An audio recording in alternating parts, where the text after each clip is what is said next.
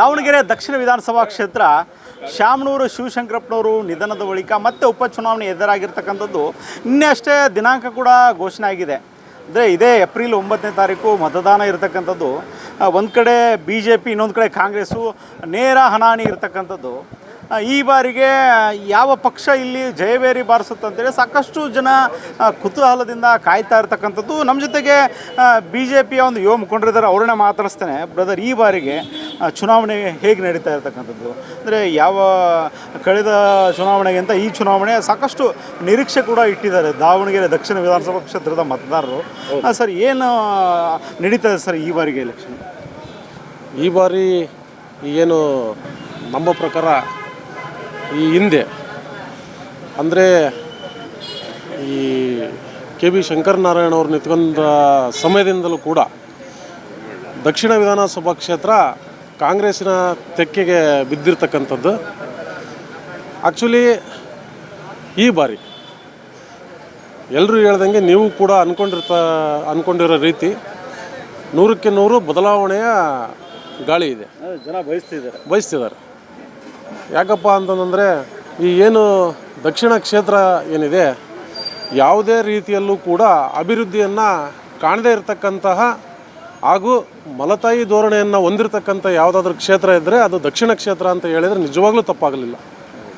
ಯಾಕಪ್ಪ ಅಂದರೆ ಇವತ್ತು ಈಗ ಹಳೇದು ಬಿಟ್ಟುಬಿಡ್ರಿ, ಈಗ ಪ್ರೆಸೆಂಟ್ ಕಾಂಗ್ರೆಸ್ ಸರ್ಕಾರ ಬಂದ ನಂತರ ಇಲ್ಲಿ ಅಭಿವೃದ್ಧಿ ಕುಂಠಿತವಾಗಿರ್ತಕ್ಕಂಥದ್ದು. ಈ ಏನು ಜಿಲ್ಲಾ ಉಸ್ತುವಾರಿ ಮಂತ್ರಿಗಳು 2.5 ವರ್ಷ ಆದರೂ ಕೂಡ ದೇವಸ್ಥಾನಗಳಿಗೆ ಬಂದು ಹೋಗ್ತಕ್ಕಂಥದ್ದನ್ನು ಬಿಟ್ಟರೆ ಯಾವುದೇ ರೀತಿಯ ಅಭಿವೃದ್ಧಿಯನ್ನು ಮಾಡ್ತಕ್ಕಂಥ ಮನಸ್ಥಿತಿಯನ್ನು ಅವರು ಹೊಂದಿಲ್ಲ. ಈಗ ಅವ್ರ ತಂದೆಯವರೇ ಶಾಮನೂರು ಶಿವಶಂಕರಪ್ಪನವ್ರು ಹಿರಿಯರು ಇದ್ದರು, ಈಗ ಮಗ ಮಂತ್ರಿಯಾಗಿದ್ದರು. ಸಾಕಷ್ಟು ಅಭಿವೃದ್ಧಿಯನ್ನು ಮಾಡ್ಬೋದಿತ್ತು, ಆದರೆ ಮಾಡಲಿಕ್ಕೆ ಮನಸ್ಸಿಲ್ವೋ ಅಥವಾ ಅವಶ್ಯಕತೆನೇ ಅವ್ರಿಗಿಲ್ವೋ ಅನ್ನೋದು ಜನರ ಒಂದು ಯಕ್ಷ ಪ್ರಶ್ನೆ ಆಗಿಬಿಟ್ಟಿದೆ ಬ್ರದರ್. ಈಗ ಅಂದರೆ ಇನ್ನೊಂದು ಪ್ರಮುಖವಾಗಿ ತಾವು ಕೂಡ ಹೇಳಿದ್ರಿ, ದಾವಣಗೆರೆ ದಕ್ಷಿಣ ವಿಧಾನಸಭಾ ಮತ್ತು ದಾವಣಗೆರೆ ಉತ್ತರ ವಿಧಾನಸಭಾಕ್ಕೆ ಹೋಲಿಕೆ ಮಾಡಿದರೆ ಬರೀ ದಾವಣಗೆರೆ ದಕ್ಷಿಣ ಅಂದರೆ ಸ್ಲಮ್ಗಳಿರ್ತಕ್ಕಂಥ ಏರಿಯಾ ಅಂತ ಹೇಳ್ತಾರೆ. ಅದೇ ಉತ್ತರಕ್ಕೆ ಹೋಲಿಕೆ ಮಾಡಿದರೆ ಸಾಕಷ್ಟು ಒಳ್ಳೆ ಅಭಿವೃದ್ಧಿ ಹೊಂದಿರತಕ್ಕಂಥ ಏರಿಯಾ ಕಾಣುತ್ತೆ. ಸರ್, ಯಾಕೆ ಸರ್ ಒಂದು ಕಡೆ ಬೆಣ್ಣೆ ಇನ್ನೊಂದು ಕಡೆ ಸುಣ್ಣ ಯಾಕೆ ಸರ್? ಅಂದರೆ ಮಲತಾಯಿ ಧೋರಣೆ ತಾವು ಕೂಡ ಹೇಳಿದ್ರಿ, ನಿಜಕ್ಕೂ ಯಾಕೆ ಸರ್ ಆ ರೀತಿ ಆಗಿರ್ತಕ್ಕಂಥದ್ದು? ಯಾಕಂದರೆ ಸಾಕಷ್ಟು ಇದು ಕಾಂಗ್ರೆಸ್ನ ಭದ್ರಕೋಟೆ, ಅವರು ಸಾಕಷ್ಟು ಒಳ್ಳೆ ಆಸ್ಪತ್ರೆಯನ್ನು ಮಾಡ್ಬೋದಿತ್ತು, ಒಳ್ಳೆ ಕಾರ್ಖಾನೆಗಳನ್ನ ಮಾಡ್ಬೋದಿತ್ತು, ಒಳ್ಳೆಯ ಒಂದು ಗೌರ್ಮೆಂಟ್ ಕಾಲೇಜುಗಳನ್ನ ಮಾಡ್ಬೋದು. ಯಾಕೆ ಮಾಡಲಿಲ್ಲ ಸರ್ ಅವರು? ಸರ್, ಈಗ ಇದಕ್ಕೊಂದು ನಾನು ಹಂಗೆ ಸಣ್ಣದಾಗಿ ಉತ್ತರ ಕೊಡ್ತೀನಿ. ಈಗೇನು ಉತ್ತರ ವಿಧಾನಸಭಾ ಕ್ಷೇತ್ರ ಅಭಿವೃದ್ಧಿ ಆಗಿದೆ ಅಂತ ಹೇಳಿ ಏನು ಎಲ್ಲರೂ ಕೂಡ ಹೇಳ್ತಿದ್ದಾರೆ, ದಕ್ಷಿಣ ಇವತ್ತು ಏನೂ ಆಗಿಲ್ಲ. ಆದರೆ ನಿಮಗೆ ನಾನು ಒಂದು ಸ್ಪಷ್ಟನೆಯನ್ನು ಕೊಡ್ತೀನಿ, ಯಾರು ಹೇಳಿದಾರೆಲ್ಲೋ ಗೊತ್ತಿಲ್ಲ. ಇದೇ ಮಂತ್ರಿಗಳ ಮನೆ ಹತ್ರ ಇರ್ತಕ್ಕಂಥ ಪಾರ್ಕಲ್ಲಿ ಹಂದಿಗಳು ಮಲಗ್ತಾಯಿದ್ವು ಮೊದಲು. ಉತ್ತರ ವಿಧಾನಸಭಾ ಕ್ಷೇತ್ರ ಇವತ್ತೇನಾದರೂ ಅಭಿವೃದ್ಧಿ ಆಗಿದೆ ಅಂತ ಅಂದರೆ ಅಲ್ಲಿ S.A. ರವೀಂದ್ರನಾಥ್ ಅವರು ಬಂದು ಮಂತ್ರಿ ಆದ ನಂತರ ಅಲ್ಲಿರ್ತಕ್ಕಂಥ ಪಾರ್ಕ್ಗಳಿರ್ಬೋದು, ರಸ್ತೆಗಳಿರ್ಬೋದು, ಇನ್ನೂ ಬೇರೆ ಏನು ಇವತ್ತು ಚೆನ್ನಾಗಿ ಕಾಣ್ತಾ ಇದೆ ಉತ್ತರ ವಿಧಾನಸಭಾ ಕ್ಷೇತ್ರ ಅಂತೇನು ಹೇಳ್ತಿದ್ದಾರೆ, ಅದಕ್ಕೊಂದು ಅರ್ಥ ಮತ್ತು ಮೆರುಗು ಬಂದಿದ್ದೆ S.A. ರವೀಂದ್ರನಾಥ್ ಬಂದ ಮೇಲೆ ಅಂತ ನಾನು ಹೇಳಲಿಕ್ಕೆ ನಾನು ಇಷ್ಟಪಡ್ತೀನಿ. ಹೊರತು ಕಾಂಗ್ರೆಸ್ಸಿನ ಯಾವುದೇ ಅಭಿವೃದ್ಧಿಗಳು ಕೂಡ ಇಲ್ಲ. ಅಂದರೆ ಉತ್ತರದಲ್ಲೂ ಆಗಿಲ್ಲ, ದಕ್ಷಿಣದಲ್ಲೂ ಆಗಿಲ್ಲ ಅಂತ ತಮ್ಮ ಒಪಿನಿಯನ್? ಹೌದು, 100ಕ್ಕೆ 100 ನಿಜ. ಈಗ ನೀವು ತಕ್ಕೊಂಬರ್ರಿ, ಈಗ ಅಭಿವೃದ್ಧಿ ಆಗಿರೋದೇ ನಮ್ಮ BJP ಸರ್ಕಾರ ಬಂದ ಮೇಲೆ. ಅದು S.A. ರವೀಂದ್ರನಾಥ್ ಅವರು ಜಿಲ್ಲಾ ಉಸ್ತುವಾರಿ ಮಂತ್ರಿ ಆಗಿದ್ರಲ್ಲ. ಆಮೇಲೆ ಇನ್ನೊಂದು ಪ್ರಮುಖವಾಗಿ ಇಂಟ್ರಪ್ಷನ್ ಮಾಡ್ತೇನೆ, ಸ್ಮಾರ್ಟ್ ಸಿಟಿ ಯೋಜನೆ ತಮ್ಮ ಕೇಂದ್ರ ಸರ್ಕಾರದ್ದು. ಅದರಲ್ಲಿರ್ತಕ್ಕಂಥ ಯೋಜನೆಗಳನ್ನ ಬಳಸ್ಕೊಂಡು ಇವರು ಅಭಿವೃದ್ಧಿ ಮಾಡಿದ್ದಾರೆ ಹೊರತುಪಡಿಸಿ ಇವರು ಮಾಡಿರ್ತಕ್ಕಂಥ ರಾಜ್ಯ ಸರ್ಕಾರದಿಂದ ಯಾವುದೇ ರೀತಿ ಅನುಕೂಲ ಆಗಿಲ್ಲ ಅಂತ ಸಾಕಷ್ಟು ಜನ ಹೇಳ್ತಾ ಇದ್ರು. ಹೌದು ಸರ್, ನಿಮಗೆ ಇನ್ನೊಂದು ಸ್ಪಷ್ಟನೆ ಏನಂದರೆ, ಏನು ಸ್ಮಾರ್ಟ್ ಸಿಟಿಯಲ್ಲಿ ಕೇಂದ್ರ ಸರ್ಕಾರದ ಹಣ ಏನು ಬಿಡುಗಡೆ ಆಯಿತು, ಅದು ಎಷ್ಟೋ ತಿಂಗಳುಗಳ ಕಾಲ ಆಗೇ ಬಿದ್ದಿತ್ತು. ನಾನು ಆಗಲೇ ಹೇಳ್ದಂಗೆ ಅಭಿವೃದ್ಧಿ ಮಾಡ್ತಕ್ಕಂಥ ಮನಸ್ಸಿರಬೇಕು ಮನುಷ್ಯನಿಗೆ ಅಂತಂದರೆ ಅದನ್ನು ಕೂಡ ಇವರು ಉಪಯೋಗಿಸ್ಕೊಂಡು ಕೆಲಸವನ್ನೇ ಮಾಡಲಿಲ್ಲ. ಯಾಕಂದರೆ ಇದು ಗೊತ್ತಿರ್ತಕ್ಕಂಥ ವಿಚಾರ. ಈಗ ಆ ಹಣ ಹಾಗೇ ಬಿದ್ದು ಅಲ್ಲೇ ಕೊಳಿತೆ ಹೊರತು ಸ್ಮಾರ್ಟ್ ಸಿಟಿ ಅಂತ ಹೇಳಿ ಆ ಹಣನೂ ಸಹಿತ ಇವರು ಹೊರಗಡೆ ತಗೊಂಬಂದು ಕೆಲಸ ಮಾಡ್ತಕ್ಕಂತಹ ಯಾವುದೇ ಮನಸ್ಥಿತಿಯನ್ನು ಇವರು ಹೊಂದಲಿಲ್ಲ. ಖಂಡಿತ ತಾವು ಕೂಡ ಸಾಕಷ್ಟು ಅಭಿವೃದ್ಧಿ ಬಗ್ಗೆ ಮಾತಾಡ್ತಿದ್ರಿ. ಸರ್, ಈ ಬಾರಿಗೆ ಯಾರಿಗೆ ಟಿಕೆಟ್ ಕೊಟ್ಟರೆ ಈ ಒಂದು ಭಾಗ ಅಭಿವೃದ್ಧಿ ಆಗುತ್ತೆ ತಮ್ಮ ಪಕ್ಷದಲ್ಲಿ? ಸಾಕಷ್ಟು ಅಭ್ಯರ್ಥಿಗಳು ನನಗೂ ಬೇಕು ಟಿಕೆಟ್, ನಿನಗೂ ಬೇಕಂದರೆ ಸಾಕಷ್ಟು ಜನ ಹೇಳ್ತಾ ಇರ್ತಕ್ಕಂಥದ್ದು. ಇನ್ನೊಂದು ಕಡೆ ನಿನ್ನೆ ಒಂದು ಸಾಕಷ್ಟು ಡೆವಲಪ್ಮೆಂಟ್ ಕೂಡ ಆಯಿತು, ತಮಗೂ ಕೂಡ ಗೊತ್ತು. ಎರಡು ಗುಂಪುಗಾರಿಕೆ ಅಂತಲೇ ಸಾಕಷ್ಟು ಮಾತಾಡ್ತಿದ್ರು. ಎರಡು ಗುಂಪುಗಳಿಂದ ಬಂದು ನಾವೆಲ್ಲರೂ ಒಂದೇ ಇದ್ದೇವೆ, ನಮಗಿಲ್ಲಿ ಯಾರಿಗಾದರೂ ಟಿಕೆಟ್ ಕೊಡ್ರಿ ನಾವು ನಿಂತು ಎದುರಿಸ್ತೇವೆ ಅಂತ ಸಾಕಷ್ಟು ನಿನ್ನೆ ಒಂದು ಪತ್ರಿಕಾಗೋಷ್ಠಿ ಕೂಡ ಮಾಡಿದರು. ಅಂದರೆ ಇಲ್ಲೂ ಬೇರೆಯವ್ರದ್ದು ಏನೋ ಹೆಸರು ಕೇಳಿ ಬರ್ತಾ ಇದೆ, ಅಂದರೆ ವಿನಯ್ ಕುಮಾರ್ ಅವರಿಗೆ ಟಿಕೆಟ್ ಕೊಡಬೇಕಂತ ಸಾಕಷ್ಟು ಚರ್ಚೆ ನಡೀತಾ ಇದೆ ತಮ್ಮ ವರಿಷ್ಠರಲ್ಲಿ. ಅದು ಎಷ್ಟರ ಮಟ್ಟಿಗೆ ನಿಜ ಸರ್? ಅದು ಈ ಬಾರಿಗೆ ಯಾರಿಗೆ ಟಿಕೆಟ್ ಕೊಟ್ಟರೆ ಅನುಕೂಲ ಆಗುತ್ತೆ ಸರ್? ಸರ್, ಈಗ ನೀವು ಹೇಳಿದ್ರಿ ಆಸ್ಪಿರೆಂಟ್ಗಳು ಒಂದು ರಾಷ್ಟ್ರೀಯ ಪಕ್ಷ ಅಂತಂದಮೇಲೆ ಒಂದಲ್ಲ 10 ಜನ ಇದ್ದೇ ಇರ್ತಾರೆ. ಅದರಲ್ಲಿ ಯಾರಿಗೆ ಕೊಟ್ಟರು ಕೂಡ ನಮ್ಮ ಕಾರ್ಯಕರ್ತರು ಯಾವ ರೀತಿ ಇದ್ದಾರೆ ಅಂತಂದರೆ, ಬಿ ಜೆ ಪಿಯ ಕಾರ್ಯಕರ್ತರು ಗಟ್ಟಿತನಕ್ಕೆ ಇನ್ನೊಂದು ಹೆಸರೇ ಬಿ ಜೆ ಪಿಯ ಕಾರ್ಯಕರ್ತರು ಅನ್ನೋದು ಎಲ್ಲ ಕಡೆಗೂ ಇರತಕ್ಕಂತಹ ವಾಡಿಕೆ. ಇವತ್ತು ನೋಡ್ರಿ, ದಕ್ಷಿಣ ಕ್ಷೇತ್ರದಲ್ಲಿ ಇಲ್ಲಿ ತನಕ ಅಧಿಕಾರ ಇಲ್ಲದೆ ಹೋದರೂ ಸಹಿತ ಭಾರತೀಯ ಜನತಾ ಪಾರ್ಟಿಯ ಹೋರಾಟಗಳು ಎಲ್ಲೂ ನಿಂತಿಲ್ಲ. ಅವರ ಉಳುಕುಗಳನ್ನು ಎತ್ತಿಡಿತಕ್ಕಂಥ ಕೆಲಸ ಯಾವುದಾದ್ರೂ ಒಂದು ಪಾರ್ಟಿ ಮಾಡ್ತಾ ಇದೆ ಅಂದರೆ ಅದು ಭಾರತೀಯ ಜನತಾ ಪಾರ್ಟಿ ಬಿಟ್ಟರೆ ಮತ್ತಿನ್ಯಾರೂ ಅಲ್ಲ. ನಮ್ಮ ಕಾರ್ಯಕರ್ತರು ಅಷ್ಟು ಗಟ್ಟಿ ಇದ್ದಾರೆ. ಈ ಆಸ್ಪಿರೆಂಟ್ಗಳ ವಿಚಾರಕ್ಕೆ ಬಂದರೆ ಏನು ಒಂದು 7-8 ಜನ ಆಸ್ಪಿರೆಂಟ್ಗಳಿದ್ದಾರೆ. ಆದರೆ ಯಾರಿಗೇ ಕೊಟ್ಟರು ಕೂಡ ನಮ್ಮ ಕಾರ್ಯಕರ್ತರು ಒಪ್ಕೊಂಡು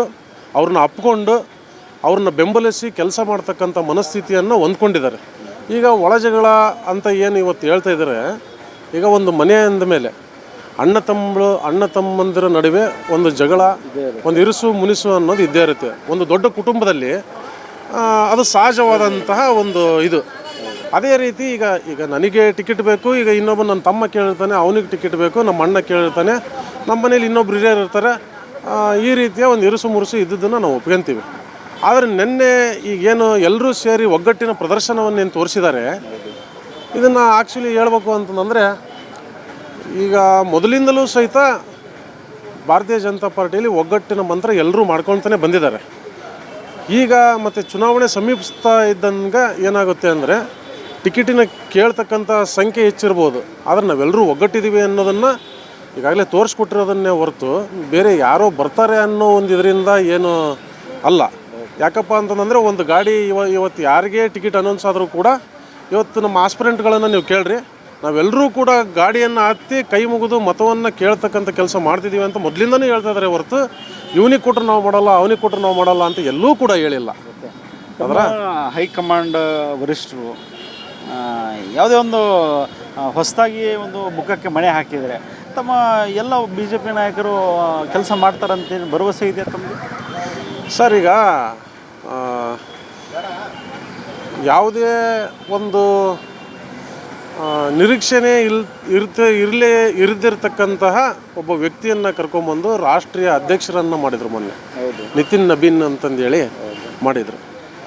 ಇವತ್ತು ಇಡೀ ಭಾರತ ದೇಶದಲ್ಲಿರ್ತಕ್ಕಂತಹ ಕಾರ್ಯಕರ್ತರಿರ್ಬೋದು, ಮುಖಂಡರುಗಳಿರ್ಬೋದು ಅದನ್ನು ಸ್ವಾಗತ ಕೋರಿದರು, ಅದನ್ನು ಒಪ್ಕೊಂಡ್ರು. ಎಲ್ಲೂ ಸಹಿತ ವಿರೋಧ ಆಗಲಿಲ್ಲ, ಹೌದ್ರಾ? ಈಗ ನರೇಂದ್ರ ಮೋದಿಯವರು ಇಡೀ ಜಗತ್ತಿಗೆ ದೊಡ್ಡ ಮಟ್ಟದ ವಿಶ್ವ ನಾಯಕರಾಗಿ ಬೆಳೆದಿದ್ದಾರೆ. ಇವತ್ತು ಭಾರತೀಯ ಜನತಾ ಪಾರ್ಟಿ ಸದಸ್ಯತ್ವವನ್ನು ಹೊಂದಿರತಕ್ಕಂಥ ಇಡೀ ಪ್ರಪಂಚದಲ್ಲಿ ಅತಿ ದೊಡ್ಡ ಪಾರ್ಟಿಯಾಗಿ ಹೊರಹೊಮ್ಮಿದೆ. ಇಂತಹ ಪಾರ್ಟಿಯ ಒಬ್ಬ ಜಟ್ಟಿಯಾಗಿ ನರೇಂದ್ರ ಮೋದಿಯವರು ನಿತಿನ್ ನಬೀನ್ ಅವರಿಗಿಂತಲೂ ವಯಸ್ಸಿನಲ್ಲಿ ಹಿರಿಯರು, ಆಮೇಲೆ ಪ್ರಧಾನಮಂತ್ರಿಗಳಾದರೂ ಸಹಿತ ಇವರೇ ಪಾರ್ಟಿನೇ ನನಗೆ ಬಾಸು, ನಿತಿನ್ ನಬೀನ್ ಅವರೇ ನನಗೆ ಬಾಸ್ ಅಂತ ಹೇಳ್ಕೊಂಡಂಥ ಸಂದರ್ಭದಲ್ಲಿ ಯಾವ ಕಾರ್ಯಕರ್ತರಿಗೂ ಕೂಡ ಅದು ಗೊಂದಲ ಇಲ್ಲ. ಯಾರಿಗೆ ಕೊಟ್ಟರು ಕೆಲಸವನ್ನು ಮಾಡೋದೇ, ಭಾರತೀಯ ಜನತಾ ಪಾರ್ಟಿಯನ್ನು ಗೆಲ್ಲಿಸ್ತಕ್ಕಂಥದ್ದೇ. ಈ ಬಾರಿ ರಾಜ್ಯದ ತೆಕ್ಕೆಗೆ ನಮ್ಮ ದಾವಣಗೆರೆ ದಕ್ಷಿಣವನ್ನು ಮತ್ತು ಬಾಗಲಕೋಟೆನೂ ಸೇರಿಸಿ ನಾವು ಕಳಿಸ್ತಕ್ಕಂಥ ಕೆಲಸವನ್ನು ಬಿ ಜೆ ಪಿಯ ಕಾರ್ಯಕರ್ತರು ಮಾಡ್ತೀವಿ ಅಂತ ಹೇಳಿ ನಾನು ಹೇಳ್ತೀನಿ. ಇನ್ನೊಂದು ತಾವು ಕೂಡ ಹೇಳಿದರೆ, ಈಗ ನಿತಿನ್ ನಬೀನ್ ಅವರು ವಿಚಾರಕ್ಕೆ ಬಂದಾಗ ಅವರು ಸಾಕಷ್ಟು ಕೆಲಸವನ್ನು ಮಾಡಿರ್ತಕ್ಕಂಥವ್ರು ಬಿ ಜೆ ಪಿಯಲ್ಲಿ, ತೆಳಮಟ್ಟದ ಕಾರ್ಯಕರ್ತರು. ಹೀಗಾಗಿ ಈಗ ಏನೋ ಒಂದು ಹೆಸರು ಕೇಳಿ ಬರ್ತಾ ಇದೆ ಬಿ ಜೆ ಪಿಯಲ್ಲಿ ಪ್ರೆಸೆಂಟಾಗಿ. ಅವರು ಬಿ ಜೆ ಪಿಯಲ್ಲಿ ಸಾಕಷ್ಟು ಮುಂದೆ ಬನ್ನಿ, ಬಿ ಜೆ ಪಿ ಪಕ್ಷಕ್ಕೆ ಬನ್ನಿ, ತೊಂದರೆ ಇಲ್ಲ, ಆದರೆ ಒಮ್ಮೆ ಟಿಕೆಟ್ ಅವ್ರಿಗೆ ಯಾಕಂತೇಳಿ ತಮ್ಮ ಒಂದು ನಾಯಕರೇ ಒಂದು ಮಾತಾಡ್ತಿರ್ತಕ್ಕಂಥ, ಇದು ನಿಜ ಅಲ್ವಾ ಸರ್? ಈಗ ಏನಾಗುತ್ತೆ, ಕೆಲವೊಂದು ಬಾರಿ ಈಗ ನೋಡಿ, ಹೋದ ಸಾರಿ ಅವರು ಇಂಡಿಪೆಂಡೆಂಟ್ ಇದ್ದರು. ಈಗ ಏನಾಯಿತು, ಹೋದ ಬಾರಿ ರಾಜ್ಯದಲ್ಲಿ ಹಲವಾರು ಜನಕ್ಕೆ ಹೊಸಬರಿಗೆ ಟಿಕೆಟನ್ನು ಕೊಟ್ಟರು. ಇದೇ ರೀತಿ ಬೇರೆ ಬೇರೆ ರಾಜ್ಯಗಳಲ್ಲೂ ಸಹಿತ ಈ ಒಂದು ಸ್ಟ್ರಾಟರ್ಜಿಯನ್ನು ಆಗಿ ವರ್ಕ್ ಆಗಿತ್ತು. ಅದೇ ನಿರೀಕ್ಷೆಯನ್ನು ಇಟ್ಟುಕೊಂಡು ಈ ಬಾರಿ ಇಲ್ಲೆಲ್ಲ ಮಾಡಿದರು. ಕೆಲವು ಸಣ್ಣ ಪುಟ್ಟ ಗೊಂದಲವೋ ಅಥವಾ ಬೇರೆ ಆಮಿಷವೋ ಗೊತ್ತಿಲ್ಲ. ಈ ಬಾರಿ ಅದು ಒಂದು ಸ್ವಲ್ಪ ಇದಾಗಿರಬಹುದು. ಆದರೆ ಈ ಬಾರಿ 28ರ ಚುನಾವಣೆಯಲ್ಲಿ ಖಂಡಿತವಾಗಲೂ ಕರ್ನಾಟಕದ ಜನತೆ ರಾಜ್ಯ ಸರ್ಕಾರವನ್ನು BJP ತೆಕ್ಕೆಗೆ ತರಲಿಕ್ಕೆ ಸುಮಾರು ಮನಸ್ಸನ್ನು ಮಾಡಿದ್ದಾರೆ. 100ಕ್ಕೆ 100 ಆಗುತ್ತೆ. ಅದೇ ರೀತಿ ದಕ್ಷಿಣ ಕ್ಷೇತ್ರನೂ ಕೂಡ ಗೆದ್ದೇ ಗೆಲ್ಲುತ್ತೆ. ನಾವು ಯಾರೋ ಒಬ್ಬರಿಂದ ಇದು ಮಾಡ್ಕೊಳ್ತಕ್ಕಂಥದ್ದೇನು ಬೇಸರ ಮಾಡ್ಕೊಳ್ತಕ್ಕಂಥದ್ದೇನಿಲ್ಲ. ಈಗಾಗಲೇ ಏನು ನಮ್ಮಲ್ಲಿ ಆಸ್ಪಿರೆಂಟ್ಗಳಂತ ಏನಿದ್ದಾರೆ ಅವರೆಲ್ಲರೂ ಕೂಡ ಪಾರ್ಟಿಗೆ ದುಡ್ದಂತಾರೆ ಇದ್ದಾರೆ. ಈಗ ಯಶವಂತರಾವ್ ಅವರು ಇರ್ಬೋದು, ಇನ್ನೂ ಅನೇಕರು ಈಗೇನು ಹೋದ ಬಾರಿ ಚುನಾವಣೆಯಲ್ಲಿ ಪರಾಜಿತ ಅಭ್ಯರ್ಥಿಗಳಾದಂಥ BJ ಅಜಯ್ ಕುಮಾರ್ ಅವರು ಇರ್ಬೋದು. ಈಗ ಇಲ್ಲಿಂದ ನೋಡ್ಕೊತ ಬನ್ನಿ, ಎಲ್ಲೂ ಸಹಿತ ಅವರು ಎದೆಗುಂದದೆ ಕೆಲಸವನ್ನು ಮಾಡ್ಕೊತ ಬಂದಿರತಕ್ಕಂಥವ್ರು. ಇಲ್ಲಿ ತನಕ ಎಲ್ಲದನ್ನೂ ಮಾಡ್ಕೊತ ಬಂದಿದ್ದಾರೆ.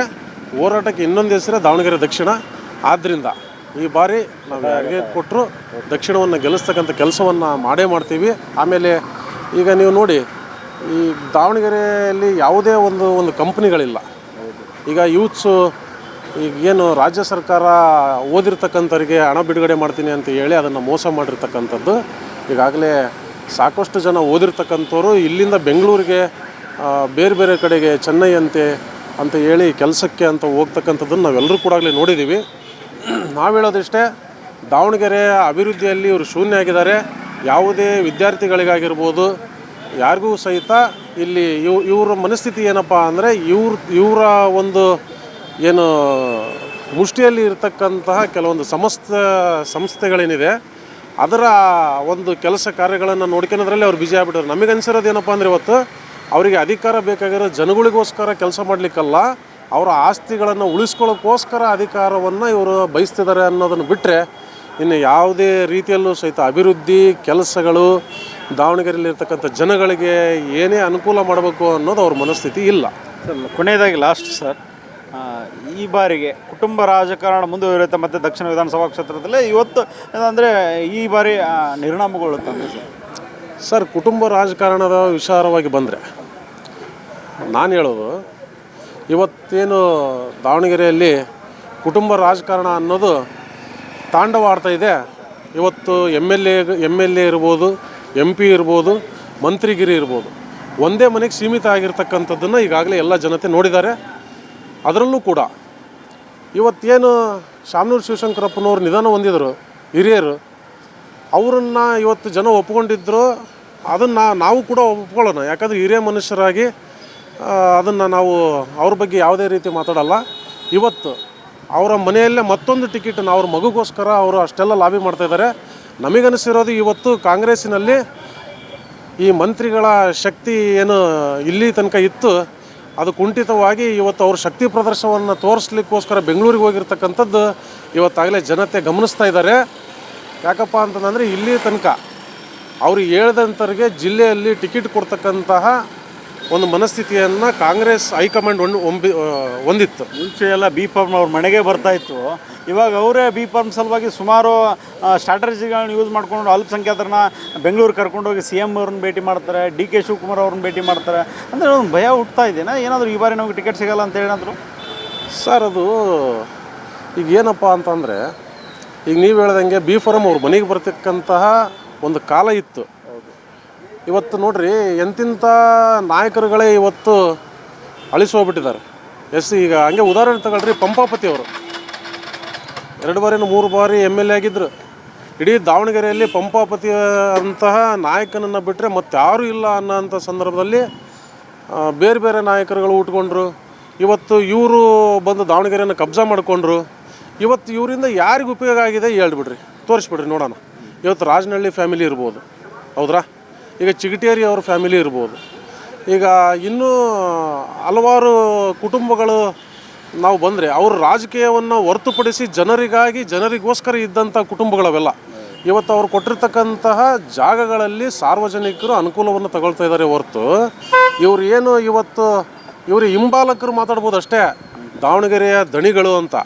ದಾವಣಗೆರೆ ದಣಿ ಅಲ್ಲ, ದಾವಣಗೆರೆಗೆ ದಣಿವು ತಂದಂಥವ್ರು ಇವರು ಇವತ್ತು. ಯಾಕಪ್ಪ ಅಂತಂದರೆ ಇವರಿಂದ ಯಾವುದೇ ರೀತಿಯ ಅನುಕೂಲ ಆಗಿಲ್ಲ, ಏನೂ ಆಗಿಲ್ಲ. ಜನಗಳಿಗೆ ಒಂದು ಉಪಯೋಗ ಆಗ್ತಕ್ಕಂಥ ಯಾವುದೇ ಕೆಲಸಗಳಾಗಿಲ್ಲ, ಕಾರ್ಯಗಳಾಗಿಲ್ಲ. ಸಾವಿರಾರು ಕೋಟಿ ಸರ್ದಾರರು ಅಂತ ಹೇಳ್ತಾರೆ ಸ್ವಾಮಿ. ಸಾವಿರಾರು ಕೋಟಿ ಸರ್ದಾರರು ಅಂತಂದ್ರೆ ಅದು ಅವ್ರ ಮನೆಗಾತು.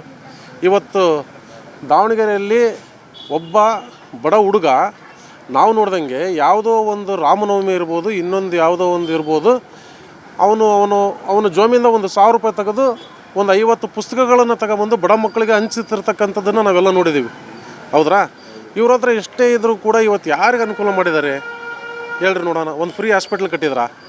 ಒಂದು ಫ್ರೀ ಕಾಲೇಜ್ ಕಟ್ಟಿದ್ರಾ? ಹೇಳ್ರಿ, ಇಲ್ಲ ತಾನೆ. ಓಲಿ ಒಂದು ಫ್ರೀ ಸ್ಕೂಲ್ ಕಟ್ಟಿದ್ರಾ? ಬಡ ಮಕ್ಕಳಿಗೋಸ್ಕರ ಏನಾದರೂ ಒಂದು ಅಭಿವೃದ್ಧಿ ಮಾಡಿದ್ರಾ? ಇಲ್ಲ. ಇವತ್ತು ದಾವಣಗೆರೆಯಲ್ಲಿ ಏನೇ ಒಂದಾದರೂ ಕೂಡ ಮಣಿಪಾಲಿಗೆ ಹೋಗ್ತಕ್ಕಂಥದ್ದು. ಇವತ್ತು ನೀವು ಏನು ಹೇಳ್ತಿದ್ದೀನಲ್ಲ, ನೀವು ಮಣಿಪಾಲಿಗೆ ಹೋಗ್ರಿ.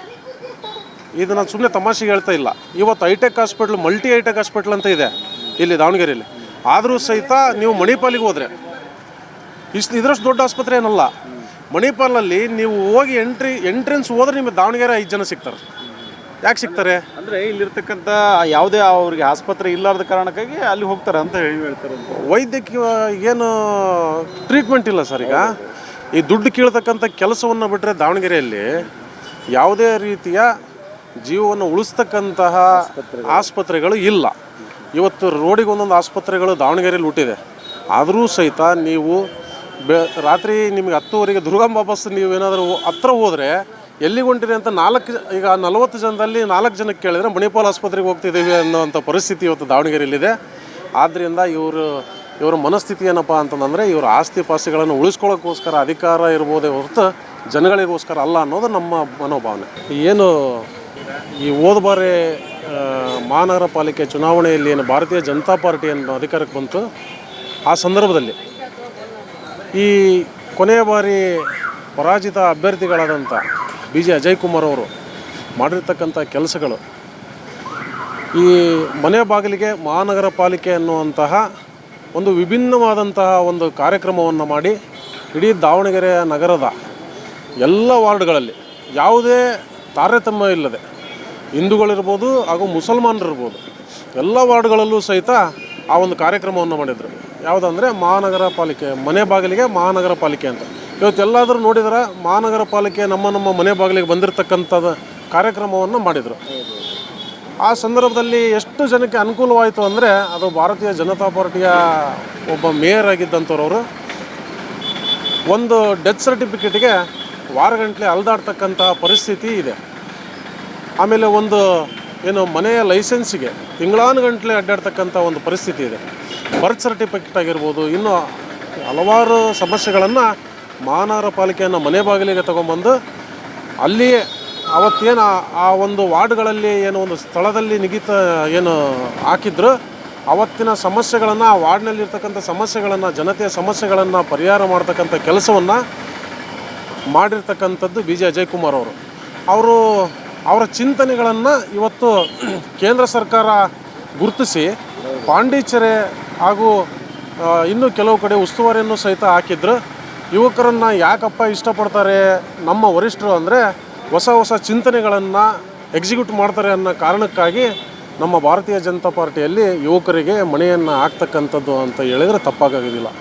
ಆಮೇಲೆ ಏನು ಈ ಕೊರೋನಾ ಬಂದಂಥ ಸಂದರ್ಭದಲ್ಲಿ ಯಾರು ಕೂಡ ಮನೆ ಬಾಗಿಲಿಗೆ ಹೋದರೆ ಎಷ್ಟೋ ದೊಡ್ಡ ಮಂತ್ರಿಗಳಾದಂಥವ್ರು, MLAಗಳಾದಂಥವ್ರ ಮನೆ ಬಾಗಿಲು ಮುಚ್ಚೇ ಇತ್ತೆ ಹೊರತು ಒಂದು ಆ ಕೊರೋನಾ ಸಮಯದಲ್ಲಿ ಅಲ್ಲೂ ಕೂಡ ಅವ್ರು ತೆಗಿಲಿಲ್ಲ. ಆದರೆ ನಮ್ಮ ನಾಯಕರುಗಳು ನೀವು ನೋಡ್ದಂಗೆ ಎಲ್ಲರೂ ಕೂಡ ಯಶವಂತರಾವಿಂದ ಹಿಡಿದು ನಮ್ಮ BJ ಅಜಯ್ ಕುಮಾರ್ವರೆಗೂ ಕೂಡ ರೋಡುಗಳಲ್ಲಿ ಆ ಒಂದು ಏನು ಆ ಮಿಷನ್ಗಳೇನಿದ್ವು, ಔಷಧಿಯನ್ನು ಸಿಂಪಡಿಸ್ತಕ್ಕಂಥ ಮಿಷನ್ಗಳನ್ನು ತಮ್ಮ ಪ್ರಾಣವನ್ನು ಕೂಡ ಲೆಕ್ಕಿಸದೆ ಇವತ್ತು ಜನಗಳಿಗೋಸ್ಕರ ಕೆಲಸವನ್ನು ಮಾಡಿರ್ತಕ್ಕಂಥದ್ದನ್ನು ದಾವಣಗೆರೆ ಜನತೆ ನೋಡಿದ್ದಾರೆ. ಹಾಗಾಗಿ ಈ ಕಾಂಗ್ರೆಸ್ಸನ್ನು ಇವತ್ತು ಕಿತ್ತೊಸಿಬೇಕು ಅನ್ನೋವಂಥ ಮನಸ್ಥಿತಿ ಇವತ್ತು ದಕ್ಷಿಣ ಕ್ಷೇತ್ರದ ಜನತೆಗಿದೆ. ಈ ಬಾರಿ BJPಯ ಪ್ರಬಲವಾಗಿ ಗೆಲ್ಲಿಸಿ ವಿಧಾನಸೌಧಕ್ಕೆ ಕಳಿಸ್ತಕ್ಕಂಥ ಕೆಲಸವನ್ನು ಮಾಡೇ ಮಾಡ್ತಾರೆ. Yes sir, thank you sir. ಮಾಜಿ ದುಡಾ ಅಧ್ಯಕ್ಷರು ಕೂಡ ನಮ್ಮ ಜೊತೆಗಿದ್ದಾರೆ. ರಾಜನಹಳ್ಳಿ ಶಿವಕುಮಾರ್ ಅವರು ಇದ್ದಾರೆ, ಅವ್ರನ್ನ ಮಾತಾಡಿಸ್ತಾನೆ. ಅವರು ಕೂಡ ಪ್ರಬಲ ಆಕಾಂಕ್ಷಿ ಬಿ ಜೆ ಪಿಯಿಂದ. ಸರ್, ಹೇಗೆ ನಡೀತಾ ಸರ್ ಈ ಬಾರಿ ಚುನಾವಣೆ ಸರ್? ಈ ಬಾರಿ ಚುನಾವಣೆಯಲ್ಲಿ ಬಿ ಜೆ ಪಿ ಗೆಲ್ಲುವಂಥ ಎಲ್ಲ ವಾತಾವರಣ ಕೂಡ ಇದೆ.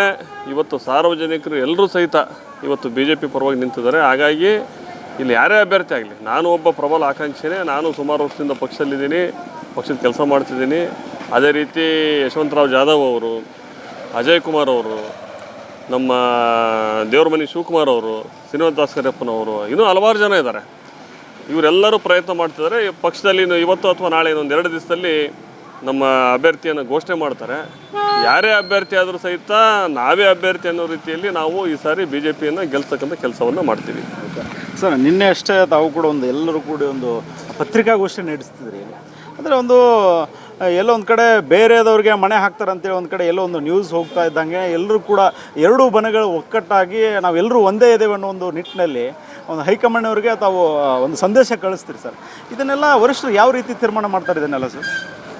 ಈಗಾಗಲೇ ನಾವು ಎಲ್ಲ ನಮ್ಮ ಜಿಲ್ಲೆಯಲ್ಲಿರ್ತಕ್ಕಂಥ ನಾಯಕರು ಒಂದಾಗಿ ಹಲವಾರು ಕಾರ್ಯಕ್ರಮಗಳನ್ನು ಮಾಡಿದ್ದೀವಿ. ನಾವು ನಿನ್ನೆ ಪ್ರೆಸ್ ಮೀಟ್ ಮಾಡಿದ್ದೆ ಮೊದಲೇನಲ್ಲ. ಇದೇ ಜಾಗದಲ್ಲಿ ನಿಮಿಷಾಂಬ ಚೌಟ್ರಿಯಲ್ಲಿ ನಾವು ಹಿಂದುಳಿದ ವರ್ಗದ ಸಮಾವೇಶವನ್ನು ಮಾಡಿದ್ವಿ ಒಂದು 20 ದಿವಸದ ಕೆಳಗೆ. ಅವತ್ತು ಅಜಯ್ ಕುಮಾರು ಬಂದಿದ್ದರು, ಯಶವಂತರಾವ್ ಜಾಧವ್ ಬಂದಿದ್ದರು, ಎಲ್ಲ ನಮ್ಮ ನಾಯಕರು ಬಂದಿದ್ದರು.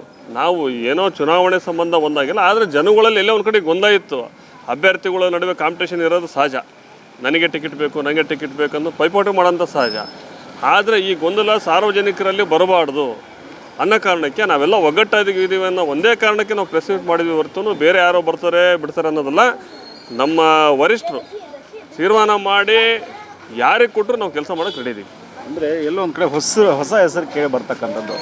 ಆ ಉದ್ದೇಶದಿಂದ ಎಲ್ಲರೂ 2 ಬಣಗಳು ಒಂದಾಗಿದೆ ಅಂತೇಳಿ ಸಾಕಷ್ಟು ಜನರು ಮಾತಾಡ್ಕೊತಾರದು. ಅದು ನಿಜಾನ ಸರ್ ಏನಾದ್ರು? ಇದು ಸತ್ಯಕ್ಕೆ ದೂರವಾದ ಸಂಗತಿ. ನಾವಿಲ್ಲಿ ಬಿ ಜೆ ಪಿ ಗೆಲ್ಲಿಸ್ಬೇಕು ಅನ್ನೋ ಕಾರಣಕ್ಕೆ ಸಾರ್ವಜನಿಕರಿಗೆ ಒಂದು ಸಂದೇಶವನ್ನು ಕೊಡಬೇಕಾಯ್ತು. ನಾವೆಲ್ಲ ಒಗ್ಗಟ್ಟಾಗಿದ್ದೀವಿ ಅನ್ನೋದಕ್ಕೆ. ಇವತ್ತು ಕಾಂಗ್ರೆಸ್ನಲ್ಲಿ ಯಾವ ರೀತಿ ಹೊಡೆದಾಡ್ತಿದ್ದಾರೆ ನೋಡ್ತಿದ್ದೀವಿ. ಆ ಎಲ್ಲ ಪರಿಸ್ಥಿತಿಗಳನ್ನು ಲಾಭವನ್ನು ನಾವು ಪಡಿಬೇಕು. ಇಲ್ಲಿ ಬಿ ಜೆ ಪಿಯ ಕಮಲವನ್ನು ನಾವು ಗೆಲ್ಲಿಸ್ಬೇಕನ್ನೋ ಒಂದೇ ಒಂದು ಹಠಕ್ಕೋಸ್ಕರ ನಾವು ಪರಿಸ್ಥಿತಿ ಮಾಡಿದ್ವಿ ಹೊರತು ಬೇರೆ ಯಾರೋ ಬರ್ತಾರೆ ಅನ್ನೋ ಕಾರಣಕ್ಕೆ ಆ ಥರದ್ದು ಯಾವುದೂ ನಮ್ಮಲ್ಲಿ ಆ ವಿಷಯಗಳೇ ಇಲ್ಲ. ನಮ್ಮ ಹೈಕಮಾಂಡ್ನವರು ಅಥವಾ ನಮ್ಮ ರಾಜ್ಯ ಕಮಿಟಿಯವರು ನಮ್ಗೆ ಯಾರಿಗೆ ಟಿಕೆಟ್ ಕೊಟ್ಟರು ಮಾಡಲಿಕ್ಕೆ ನಾವೆಲ್ಲರೂ ನಿನ್ನೆ ಒಪ್ಪಿ ಪ್ರೆಸ್ ಮೀಟ್ ಮಾಡಿದ್ದೀವಿ. ಅದಾದಮೇಲೆ ಯಾರಿಗೆ ಕೊಟ್ಟರು ಮಾಡ್ತೀವಿ, ಅದ್ರಿಗೆ 2ನೇ ಮಾತಿಲ್ಲ. ಮೊನ್ನೆ ಅಷ್ಟೇ ವಿಜಯೇಂದ್ರ ಕೂಡ ಒಂದು ಮಾತು ಹೇಳ್ತಾರೆ. ಅಂದರೆ ದಾವಣಗೆರೆ ದಕ್ಷಿಣ ವಿಧಾನಸಭಾ ಕ್ಷೇತ್ರದಲ್ಲಿ ಮೊದಲನೇ ಬಾರಿಗೆ ನಾವು ಬಾವುಟವನ್ನು ಹಾರಿಸ್ತೇವೆ ಅಂತ ಹೇಳ್ತಾರೆ. ಎಷ್ಟರ ಮಟ್ಟಿಗೆ ಅದು ಸತ್ಯ ಆಗುತ್ತಂತ? ಈಗಾಗಲೇ ಹಲವಾರು ಚುನಾವಣೆಗಳು ನಡೆದಂಥ ಸಂದರ್ಭದಲ್ಲಿ ನಮ್ಮ ಹಿರಿಯ ಶಾಸಕರಾದಂಥ ಶಾಮನೂರು ಶಿವಶಂಕರಪ್ಪನವ್ರ ಬಗ್ಗೆ ಅವರ ಹಿರಿತನಕ್ಕೆ ಸಮಾಜದಲ್ಲಿ ಒಂದು ಗೌರವ ಇತ್ತು. ಆ ಕಾರಣಕ್ಕೆ ಅವರಿಗೆ ಮತಗಳನ್ನು ನೀಡಿ ಗೆಲ್ಲಿಸ್ತಕ್ಕಂಥ ಕೆಲಸವನ್ನು ಮಾಡಿದರು. ಅದೆಲ್ಲ ಮುಗಿದ್ಮೇಲೆ ಅವರು ಇವತ್ತು ನಿಧನರಾದರು. ಇವತ್ತು ಜನಗಳಿಗೆ ಇವತ್ತು ರಾಷ್ಟ್ರೀಯ ಮಟ್ಟದಲ್ಲಿ ಅಂತಾರಾಷ್ಟ್ರೀಯ ಮಟ್ಟದಲ್ಲಿ ನರೇಂದ್ರ ಮೋದಿಜಿಯವರು ಯಾವ ರೀತಿ ಕೆಲಸ ಮಾಡ್ತಿದ್ದಾರೆ ಅನ್ನೋದೆಲ್ಲ ಗೊತ್ತು. ಹಾಗಾಗಿ ಎಲ್ಲ ಸಾರ್ವಜನಿಕರು ಇಲ್ಲಿ ಅಭಿವೃದ್ಧಿ ಜೊತೆಗೆ ರಾಷ್ಟ್ರೀಯ ಹಿತವನ್ನು ಇಟ್ಕೊಂಡು ಬಿ ಜೆ ಪಿಯನ್ನು ಗೆಲ್ಲಿಸ್ಬೇಕು ಅನ್ನೋದಕ್ಕೆ ಇವತ್ತು ಜನ ಮನಸ್ಸು ಮಾಡಿದ್ದಾರೆ. ಹಾಗಾಗಿ ನಮ್ಮ ರಾಜ್ಯಾಧ್ಯಕ್ಷರಾದಂಥ BY ವಿಜಯೇಂದ್ರ ಅವರು ಹೇಳಿದ್ದು ಸತ್ಯ. ಇವತ್ತು ದುರ್ಗಾಂಬಿಕಾ ದೇವಸ್ಥಾನದ ಸನ್ನಿಧಾನದಲ್ಲಿದ್ದೀವಿ. ಯಾರಿಗೆ ಕೊಟ್ಟರು ಸಹಿತ ಈ ಸಾರಿ ಬಿ ಜೆ ಪಿ ಗೆಲ್ಲೋದಂತೂ ಶತಸಿದ್ಧ. ಅಂದರೆ ಎಲ್ಲೋ ಒಂದು ಕಡೆ ಕಾಂಗ್ರೆಸ್ನ ಒಳ ಜಗಳಗಳು ಅಂದರೆ ಒಂದು ಕಡೆ ಅಲ್ಪಸಂಖ್ಯಾತರಿಗೆ ಈ ಬಾರಿ ಟಿಕೆಟ್ ಕೊಡಲೇಬೇಕಂತ ಒಂದು ಅಲ್ಪಸಂಖ್ಯಾತರ ಪಟ್ಟು ಕೂಡ ಹಿಡಿದಿರ್ತಕ್ಕಂಥದ್ದು. ಇನ್ನೊಂದು ಕಡೆ ಮಲ್ಲಿಕಾರ್ಜುನ್ ಅವರ ಪುತ್ರನಿಗೆ ಟಿಕೆಟ್ ಕೊಡಿಸ್ಲೇಬೇಕಂತ ಅವರು ಒಂದು ಕಡೆ ಶತಾಯಗತಾಯ ಪಟ್ಟು ಬಿದ್ದಿರ್ತಕ್ಕಂಥದ್ದು. ಅದು ಎಲ್ಲೋ ಒಂದು ಕಡೆ ಬಿ ಜೆ ಪಿ ಪ್ಲಸ್ ಆಗುವಂಥ ಸಾಧ್ಯತೆಗಳು ಸರ್. ಈಗ ನಾವು ಅಖಾಡಕ್ಕೆ ರೆಡಿ ಇದ್ದೀವಿ. ನಾವು ಪೈಲ್ವಾನರು ಕುಸ್ತಿ ಆಡೋಕ್ಕೆ ಅಖಾಡಕ್ಕೆ ಬಂದೀವಿ. ನಮಗೆ ಅಭ್ಯರ್ಥಿ ಕಾಂಗ್ರೆಸ್ನವ್ರು ಯಾರು ಆಗ್ತಾರೆ ಅನ್ನೋದು ಮುಖ್ಯ ಅಲ್ಲ. ಯಾರೇ ಬಂದರು, ಇವತ್ತು ಮುಸಲ್ಮಾನ್ ಅಭ್ಯರ್ಥಿ ಬಂದರೂ ನಾವು ಗೆಲ್ತೀವಿ, ಶಾಮನೂರು ಕುಟುಂಬದಿಂದ ಯಾರೇ ಬಂದರೂ ನಾವು ಗೆಲ್ತೀವಿ. ಅದು ಅವ್ರ ವೈಯಕ್ತಿಕ ವಿಚಾರ. ಪಕ್ಷದಲ್ಲಿ ಅವ್ರು ಯಾರಿಗೆ ಬೇಕಾದ್ರೂ ಕೊಡ್ಬೋದು, ನಮಗೆ ಸಂಬಂಧ ಇಲ್ಲ. ಅದು ಎಲ್ಲೋ ಒಂದು ಕಡೆ ಬಿ ಜೆ ಪಿಗೆ ಪ್ಲಸ್ ಆಗುವಂಥ ಸಾಧ್ಯತೆಗಳು ಎಷ್ಟಿದೆ ಅದು ಸರ್? ಈಗ ಸಹಜವಾಗಿ ನೀವು ಹೇಳ್ತಕ್ಕಂಥ ಪ್ರಶ್ನೆಗೆ ನಂದು ಸಹಮತ ಐತಿ. ಈಗ ಹಲವಾರು ವರ್ಷಗಳಿಂದ ಅವರು ಅಲ್ಪಸಂಖ್ಯಾತರಲ್ಲಿ ಟಿಕೆಟ್ ಕೇಳ್ಕೊಂತ ಬಂದಿದ್ದಾರೆ. ಕೇಳಿದಂಥ ಸಂದರ್ಭದಾಗ ಅವರು ಮುಂದಿನ ಚುನಾವಣೆಯಲ್ಲಿ ನಾವು ಅವರಿಗೆ ಅವಕಾಶ ಮಾಡಿಕೊಡ್ತೀವಿ ಅಂತಂದು ಹಿರಿಯರಾದಂಥ ಶಾಮನೂರು ಶಿವಶಂಕರಪ್ಪ ಅವರು ಹೇಳಿದರು ಅಂತಂದು ಅವರು ಇವತ್ತು ಎಲ್ಲ ಕಡೆಗೂ ಪ್ರೆಸ್ ಮೀಟ್ ಎಲ್ಲ ಮಾಡ್ತಿದ್ದಾರೆ. ಹಾಗಾಗಿ ಅವರ ಆಂತರಿಕ ವಿಚಾರ ಅದು. ಅವರು ಪಕ್ಷದಲ್ಲಿ ಏನು ತೀರ್ಮಾನ ಮಾಡ್ತಾರೆ ನಮಗೆ ಸಂಬಂಧ ಇಲ್ಲ. ಎಂಥ ಪೈಲ್ವಾನ್ ಬಂದರೂ ನಾವು ಕುಸ್ತಿ ಹೊಡೆಯೋದು ನಾವೇ, ಗೆಲ್ಲೋದು ನಾವೇ ಈ ಸಾರಿ. ಸರ್ ಖಂಡಿತ ಸರ್. ತಾವು ಕೂಡ ಒಂದು ಅಭಿವೃದ್ಧಿ ವಿಚಾರಕ್ಕೆ ಬರೋಣ ಸರ್. ಏನು ದಾವಣಗೆರೆ ದಕ್ಷಿಣ ವಿಧಾನಸಭಾ ಕ್ಷೇತ್ರಕ್ಕೆ ಹೋಲಿಕೆ ಮಾಡಿದರೆ ಉತ್ತರಕ್ಕೆ ಭಾಳಷ್ಟು ಬದಲಾವಣೆಗಳಿದೆ ಸರ್. ಅಲ್ಲಿ ಒಂದು ಸುಸಜ್ಜಿತ ಒಂದು ಆಸ್ಪತ್ರೆ ಇಲ್ಲ ಈ ಭಾಗದಲ್ಲಿ. ಸರಿಯಾದಂಥ ಒಂದು ಗೌರ್ಮೆಂಟ್ ಕಾಲೇಜುಗಳಿಲ್ಲ, ಸರಿಯಾದ ಒಂದು ದುಡಿತಕ್ಕಂಥವ್ರಿಗೆ ನಿರುದ್ಯೋಗಿಗಳಿಗೆ ಒಂದು ಸರಿಯಾದ ಒಂದು ಕಾರ್ಖಾನೆ ವ್ಯವಸ್ಥೆ ಇಲ್ಲ ಸರ್. ಇದೆಲ್ಲ ಮಾಡ್ಬೋದಿತ್ತಲ್ಲ ಸರ್, ಯಾಕಂದರೆ ಕಾಂಗ್ರೆಸ್ನ ಭದ್ರಕೋಟೆ ಅಂತ ಹೇಳ್ತಾರೆ, ಸಾಕಷ್ಟು ಬಾರಿ ಅಲ್ಲಿ ಒಂದು ಅಧಿಕಾರ ಕೂಡ ಮಾಡಿದ್ದಾರೆ, ಸಾಕಷ್ಟು ಒಂದು ಉಪಯೋಗ ತೆಗೆದುಕೊಂಡು. ಆಮೇಲೆ ಒಂದಿಷ್ಟು ಜನ ಹೇಳ್ತಾ ಇದ್ರು ಸರ್, ಇಲ್ಲಿರ್ತಕ್ಕಂಥ ಅನುದಾನವನ್ನು ಉತ್ತರಕ್ಕೆ ಬಳಸಲಾಗ್ತಾ ಇತ್ತಂತ ಎಷ್ಟು ಜನ ಹೇಳ್ತಿದ್ರು, ಅದು ನಿಜಕ್ಕೂ ಸತ್ಯನಾ ಸರ್ ಅದು? ಸರ್, ಈಗ ಸ್ವಾವಲಂಬಿಗಳು ಆಗಬಾರ್ದು ಜನ ಏನಾದರೂ ಸ್ವಾವಲಂಬಿಗಳಾದರೆ ಬಂಡವಾಳಶಾಹಿಗಳಿಗೆ ಅಧಿಕಾರ ಸಿಗೋದಿಲ್ಲ ಅನ್ನೋದಕ್ಕೆ ನಮ್ಮ ದಾವಣಗೆರೆ ದಕ್ಷಿಣ ಕ್ಷೇತ್ರ ಸ್ಪಷ್ಟವಾದ ಉದಾಹರಣೆ. ಇವತ್ತು ಕಾರ್ಖಾನೆ ಹಾಕೋದೇನು ದೊಡ್ಡ ವಿಚಾರ ಅಲ್ಲ. ಇವತ್ತು ರಾಷ್ಟ್ರ ಮಟ್ಟದ ಮಾತಾಡ್ತಾರೆ, ಅಂತಾರಾಷ್ಟ್ರೀಯ ಮಟ್ಟದ ಮಾತಾಡ್ತಾರೆ. ಇವತ್ತು ಸುಮಾರು 25 ವರ್ಷ ಇಲ್ಲಿ ಎಲ್ಲ ಅಧಿಕಾರವನ್ನು ಅನುಭವಿಸಿದ್ದಾರೆ. ಆದರೂ ಇಲ್ಲಿ 39-40 ಸ್ಲಮ್ಗಳು ಹಾಗೆ ಉಳಿದಿದ್ದವು, ಯಾವುದೇ ರೀತಿ ಅಭಿವೃದ್ಧಿ ಕಂಡಿಲ್ಲ. ನರೇಂದ್ರ ಮೋದಿ ಕೊಟ್ಟಂಥ ಸ್ಮಾರ್ಟ್ ಸಿಟಿ ಹಣದಿಂದ ಮಾತ್ರ ಇವತ್ತು ಅವ್ರು ವರದಿ ಉಳಿದಿರೋದಿಲ್ಲ. ಇವತ್ತು ಏನಾರ ಇಲ್ಲಿ ಸಿಮೆಂಟ್ ರೋಡು, ನಮ್ಮ SPS ನಗರ, ಬುದಾಳ್ ರೋಡು, ಯರಗುಂಟಿ, ಹೊಸ ಕ್ಯಾಂಪು, ಇವೆಲ್ಲ ಏನು ನಮ್ಮ ಪಿಸಾಳಿಗಲ್ಲಿ, ಕುಂಬಾರಪೇಟೆ, ಆ ಕಡೆಗೆ ನಮ್ಮ ಬೊಮ್ಮು ಬಜಾರ್ ರಸ್ತೆಗಳು ಏನಾದರೂ ಒಂದು ಸಿಮೆಂಟ್ ರಸ್ತೆ ಕಂಡಿದ್ದವು ಅಂದರೆ ನರೇಂದ್ರ ಮೋದಿ ಕೊಟ್ಟಂಥ ಸ್ಮಾರ್ಟ್ ಸಿಟಿ. ಇದರಲ್ಲಿ ಕಾಂಗ್ರೆಸ್ಸಿನ ಕೊಡುಗೆ ಏನೂ ಇಲ್ಲ. ಇವತ್ತು ನರೇಂದ್ರ ಮೋದಿಜಿ ಸ್ಮಾರ್ಟ್ ಸಿಟಿ ಕೊಡ್ದಂಗಿದ್ದಿದ್ರೆ ಇವರು ಬಂಡವಾಳ ಏನಂತ ಗೊತ್ತಾಗ್ತಿತ್ತು. ಯಾವುದೇ ಅಭಿವೃದ್ಧಿ ಇಲ್ಲಿವರೆಗೂ ಮಾಡಿಲ್ಲ ಅವರು. ಹಾಗಾಗಿ ಅವ್ರ ಉದ್ದೇಶ ಏನಪ್ಪ ಅಂದರೆ ಸ್ಲಮ್ ಆಗಿ ಉಳಿಬೇಕು. ಇಲ್ಲಿ ಸುಸಜ್ಜಿತವಾದ ಆಸ್ಪತ್ರೆ ಬಂದರೆ ಜನಗಳಿಗೆ ಸವಲತ್ತು ಸಿಗ್ತೈತಿ, ಹಲವಾರು ಜನಕ್ಕೆ ಉದ್ಯೋಗ ಸಿಗ್ತೈತಿ. ಇಲ್ಲಿ ಕಾರ್ಖಾನೆಗಳು ಬಂದರೆ ಜನಗಳಿಗೆ ಉದ್ಯೋಗ ಸಿಗ್ತೈತಿ. ಉದ್ಯೋಗ ಸಿಕ್ಕರೆ ಇವರಿಂದ ಅಡ್ಡಾಡ್ಯಾರ ಯಾರು? ಇವೆಲ್ಲ ಉದ್ದೇಶ ಇಟ್ಕೊಂಡು ಇದೆಲ್ಲ ಬಂಡವಾಳಶಾಹಿಗಳ ಒಂದು ಅವ್ರ ಅಧಿಕಾರವನ್ನು ಉಳಿಸ್ಲಿಕ್ಕೆ ಮಾಡ್ತಕ್ಕಂಥ ಇವೆಲ್ಲ ಷಡ್ಯಂತ್ರಗಳು. ಇದನ್ನು ಇವತ್ತು ಜನ ಅರ್ಥ ಮಾಡ್ಕೊಂಡಾರೆ. ಹಾಗಾಗಿ ಜನಗಳು ಅರ್ಥ ಮಾಡ್ಕೊಂಡ್ಮೇಲೆ ಸ್ಪಷ್ಟ ಅದಕ್ಕೆ ಪರಿಹಾರ ಒಂದೇ BJP. ಸರ್, ಎಲ್ಲೋ ಒಂದು ಕಡೆ BJPಯಲ್ಲಿ ಮೈನಸ್ ಆಗುವಂಥ ಲಕ್ಷಣಗಳಂತಂದರೆ ಏನು ಬನಗಳ ರಾಜಕೀಯ ಸರ್. ಇದೆಲ್ಲ ಸರಿಯಾಗಿ ಹೋಗುತ್ತಾ ಸರ್? ಟಿಕೆಟು ಒಬ್ಬರಿಗೆ ಫೈನಲ್ ಅಂತ ಆದಮೇಲೆ ಇದೆಲ್ಲ ಸರಿಯಾಗಿ ಒಂದು ಎಲ್ಲರೂ ಜೊತೆಗೂಡಿ ಒಂದು ಎಲೆಕ್ಷನ್ ಎದುರಿಸ್ತೀರಾ ಹೇಗೆ ಸರ್? ಈಗ ನಮ್ಮಲ್ಲಿ ನಾವೇನು ಆಕಾಂಕ್ಷಿಗಳಾಗಿ ಟಿಕೆಟ್ ಕೇಳೋಂಥ ಸಂದರ್ಭದಲ್ಲೇ ಪೈಪೋಟಿ ಇರೋಂಥ ಸತ್ಯ ಅದು. ಟಿಕೆಟ್ ನನಗೆ ಬೇಕು ಅಂತ ನಾನು ಎಲ್ಲ ಸರ್ವ ಪ್ರಯತ್ನ ನಾನು ಮಾಡಿದ್ದೀನಿ. ಎಲ್ಲ ಅಭ್ಯರ್ಥಿಗಳು ಅವ್ರವ್ರ ಪ್ರಯತ್ನ ಮಾಡಿದ್ದಾರೆ. ಈ ರೀತಿ ಕಾಂಪಿಟೇಷನ್ ಇರೋವಂಥದ್ದು ಸಹಜವಾದ್ದು. ಆದರೆ B ಫಾರಮ್ ಕೊಟ್ಟ ಮೇಲೆ ಯಾರಿಗೆ ಕೊಡ್ತಾರೋ ಅವರಿಗೆ BJPಯಿಂದ ಎಲ್ಲರೂ ಒಬ್ಬ ಸಾಮಾನ್ಯ ಕಾರ್ಯಕರ್ತನಿಂದ ಹಿಡಿದು ನಾವೆಲ್ಲ ಆಕಾಂಕ್ಷಿಗಳನ್ನು ಸೇರಿ ರಾಜ್ಯ ಮಟ್ಟದ ಎಲ್ಲ ನಾಯಕರು ಸಹಿತ ಕಟಿಬದ್ಧವಾಗಿ ದುಡಿಯುವಂಥದ್ದನ್ನು ಕಳೆದ ಚುನಾವಣೆಯಲ್ಲಿ ನೀವು ನೋಡಿದ್ದೀರಿ. ಈಗ ಅಜಯ್ ಕುಮಾರಿಗೆ ಕೊಟ್ಟಂಥ ಸಂದರ್ಭದಲ್ಲಿ ನಾವು ಹಗಲು ರಾತ್ರಿ ಕೆಲಸ ಮಾಡಿದ್ದೀವಿ. ಅವ್ರನ್ನ ಗೆಲ್ಲಿಸಬೇಕಂತ ಹಠಕ್ಕೆ ಬಿದ್ದು ಕೆಲಸ ಮಾಡಿದ್ದೀವಿ. ಅಂದರೆ ನಮ್ಮಲ್ಲಿ ಪಕ್ಷದಲ್ಲಿ ಒಂದು ಸಿದ್ಧಾಂತ ಇದೆ. ನಮಗೆಲ್ಲ ಅದಕ್ಕಿಂತ ಮುಖ್ಯವಾಗಿ ಪಕ್ಷದ ಗೆಲುವು, ರಾಷ್ಟ್ರಹಿತ. ಇವತ್ತು BJP ಬಂದರೆ ರಾಷ್ಟ್ರ ಉಳಿತೈತಿ, ಅದನ್ನ ಎಲ್ಲರಿಗೂ ಗೊತ್ತಿರೋಂಥ ವಿಚಾರ. ಹಾಗಾಗಿ BJP ಕಾರ್ಯಕರ್ತರು ಸಿದ್ಧಾಂತವಾದಿಗಳು. ಏನೇ ಸಂದರ್ಭ ಬಂದರೂ ಬಣದ ವಿಚಾರ ಆಗಲಿ ಇನ್ನೊಂದು ವಿಚಾರ ಆಗಲಿ ಪ್ರಶ್ನೆ ಇಲ್ಲ. ಇಲ್ಲಿ BJP ಗೆಲ್ಸೋದು ಒಂದೇ ಗುರಿ ನಮ್ಮದು ಸರ್. ಅಂದರೆ ತಾವು ಕೂಡ ಹೇಳಿದ್ರಿ ಸರ್, ಇನ್ನೂ ಇಲ್ಲಿ ಸಾಕಷ್ಟು ಅಭಿವೃದ್ಧಿ ಆಗಬೇಕಂತೇಳಿ. ಸರ್, ಇಲ್ಲಿ ಯಾರೇ ಶಾಸಕರಾದರೂ ಕೂಡ ಇಲ್ಲಿ ಏನೇನು ಅಭಿವೃದ್ಧಿ ಹೊಂದಬೇಕು ಸರ್? ಈ ಭಾಗದಲ್ಲಿ ಪ್ರಮುಖವಾದಂಥ ಅಂಶಗಳು ಏನೇನು ಸರ್? ನಾವು ಏನು ಪ್ರಮುಖ ರಸ್ತೆಗಳು ಇವತ್ತು ಸಿಮೆಂಟ್ ರಸ್ತೆ ಆಗಿರೋದು ಇವನ್ನೆಲ್ಲವೂ ನೋಡ್ತಿದ್ದೀವಿ. ಇಲ್ಲಿ ಅಭಿವೃದ್ಧಿ ಏನಪ್ಪ ಅಂದ್ರೆ ಮೊದಲು ನಮ್ಮವೇನು ಸ್ಲಮ್ಗಳು ಅಲ್ಲಿ ಒಳಗೆ ಹೋಗ್ಬೇಕು. ನಾವು ಅವನ್ನ ಮೊದಲು ಅಭಿವೃದ್ಧಿ ಮಾಡೋದು. ಅವ್ರ ಜೀವನ ಪರಿಸ್ಥಿತಿಯನ್ನು ನಾವು ಸುಧಾರಿಸಬೇಕು. ಇವತ್ತು ಆ ರೀತಿ ಅಭಿವೃದ್ಧಿ ಮಾಡಿದರೆ ಮಾತ್ರ ಅಭಿವೃದ್ಧಿ ಮಾಡಲಿಕ್ಕೆ ಸಾಧ್ಯ. ಈಗ ನಮ್ಮಲ್ಲಿ ನಾನು ಡೂಡಾ ಅಧ್ಯಕ್ಷ ಇದ್ದಂಥ ಸಂದರ್ಭದಲ್ಲಿ ಒಂದು ಮಹಾಯೋಜನೆ ಅಂತ ಮಾಡಿದ್ವಿ. ಅಂದರೆ ಬರ್ತಕ್ಕಂಥ ದಿವಸಗಳಲ್ಲಿ ನಮ್ಮ ನಗರಕ್ಕೆ ರಸ್ತೆಗಳು ಯಾವ ರೀತಿ ಇರಬೇಕನ್ನೋ ಅಡ್ವಾನ್ಸ್ ಪ್ಲ್ಯಾನ್ ಮಾಡಿ ಹಾಕ್ತೀವಿ. ಅದನ್ನು ಆ ಪ್ಲ್ಯಾನ್ ಪ್ರಕಾರನೇ ಮುಂದೆ ರಸ್ತೆಗಳು ಆಗ್ತವೆ. ನಾನಿದ್ದಾಗೆ ನಮ್ಮ ದಕ್ಷಿಣ ಕ್ಷೇತ್ರಕ್ಕೆ ಒಂದು 200 ಅಡಿ ರಿಂಗ್ ರಸ್ತೆಯನ್ನು ಹಾಕಿದ್ದೆ. ಆದರೆ ಈಗ ಬಂದಂಥ ಕಾಂಗ್ರೆಸ್ನವರು ಆ ರಿಂಗ್ ರಸ್ತೆಯನ್ನು ತೆಗೆದು ಇವತ್ತು ಪ್ಲ್ಯಾನನ್ನು ಮಾಡಿದ್ದಾರೆ, ಮಹಾಯೋಜನೆ. ಅಂದರೆ ಇದರ ಅರ್ಥ ಏನು? ಉತ್ತರಕ್ಕೆ ಹಾಕಿದ್ದಂಥದ್ದು ಹಾಗೇ ಇದೆ 200 ಅಡಿ ರಿಂಗ್ ರಸ್ತೆ. ಇವತ್ತೇನು ಬೆಳದೂರು ಮೇಲೆ ಬರಂಗೆ ನಾವು ವ್ಯವಸ್ಥೆ ಮಾಡಿದ್ದೀವಿ, ಆ ರಸ್ತೆ ಹಾಗೇ ಇದೆ. ದಕ್ಷಿಣದಲ್ಲಿರ್ತಕ್ಕಂಥ 200 ಅಡಿ ರಸ್ತೆಯನ್ನು CDP ಪ್ಲ್ಯಾನಲ್ಲಿ ತೆಗೆದಿದ್ದಾರೆ. ಉದ್ದೇಶ ಏನಂದರೆ ಇಲ್ಲೇನಾದರೂ ಈ ರೀತಿ ರಸ್ತೆಗಳನ್ನು ಹಾಕಿ ಈ ಏರಿಯಾ ಡೆವಲಪ್ ಆದರೆ ಇಲ್ಲಿ ಜನ ಬುದ್ಧಿವಂತರಾಗ್ತಾರೆ, ಬಿಸ್ನೆಸ್ ವ್ಯವಹಾರ ಬೆಳೀತೈತಿ, ಈ ಪ್ರದೇಶ ಅಭಿವೃದ್ಧಿ ಆಗ್ತೈತಿ. ಅಭಿವೃದ್ಧಿ ಆದರೆ ಜನ ನಮ್ಮಿಂದಿರಲ್ಲ, ನಮ್ಮ ಹತ್ರ ಹಣ ಐತಿ, ಹಣ ಕೊಟ್ಟು ನಾವು ಜನನ ಖರೀದಿ ಮಾಡ್ತೀವಿ ಅನ್ನೋ ಒಂದು ದುರಾಲೋಚನೆಯಲ್ಲಿ ಅವರಿದ್ದಾರೆ. ಇವೆಲ್ಲ ಸ್ಪಷ್ಟ ಉದಾಹರಣೆಗಳು.